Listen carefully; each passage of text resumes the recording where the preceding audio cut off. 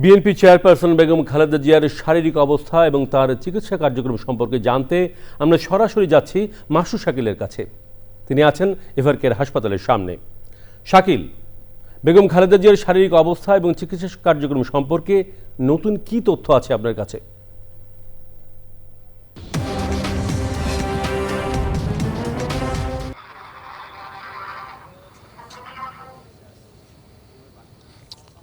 সোহেল, আপনি জানেন যে বেগম খালেদা জিয়া এভারকেয়ার হাসপাতালে চিকিৎসায় আছেন এবং আমরা সর্বশেষ যেটি জানতে পেরেছি সেটি হলো যে শুক্রবার দিবাগত রাতের প্রায় 11টার দিকে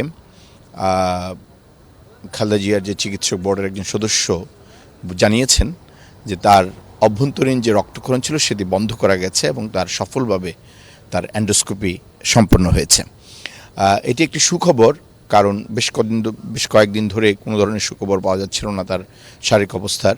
এ সময়ে এসে এন্ডোস্কোপি সফলভাবে সম্পন্ন হওয়া এবং অভ্যন্তরীণ রক্তক্ষরণ বন্ধ হওয়া নিঃসন্দেহে একটি সুখবর, যেটি সারাক্ষণ দেশবাসী প্রতি মুহূর্তে অপেক্ষায় আছেন খালেদা জিয়ার সর্বশেষ পরিস্থিতি জানতে। আমরা দেখেছি যে শুক্রবার রাত 8:30টার দিকে বেগম খালেদা জিয়ার পুত্রবধূ এবং তারেক রহমানের স্ত্রী ডক্টর জুবাইদা রহমান তিনি আবারও হাসপাতালে এসেছিলেন এবং রাত প্রায় 11:30 পর্যন্ত তিনি হাসপাতালে ছিলেন। তারপর তিনি আবার তার বাসায় ফিরে যান। এখন পর্যন্ত এতটুকু সর্বশেষ পরিস্থিতি। আপনারা জানেন যে খালেদা জিয়াকে লন্ডনে উন্নত চিকিৎসার জন্য নিয়ে যাওয়ার কথা হয়েছিল, কিন্তু সেটি যে এয়ার অ্যাম্বুলেন্স সেটি যথাসময়ে যখন এটি নতুন করে যে একটি এয়ার অ্যাম্বুলেন্স আসার কথা রয়েছে সেটি আসলে এবং খালেদা জিয়ার যে শারীরিক অবস্থা চিকিৎসকরা যদি পারমিট করেন এবং অনুমতি দেন তাহলে তাকে উন্নত চিকিৎসার জন্যে রোববারের কোনো এক সময় হয়তো লন্ডনে নিয়ে যাওয়ার ব্যবস্থা করা হতে পারে।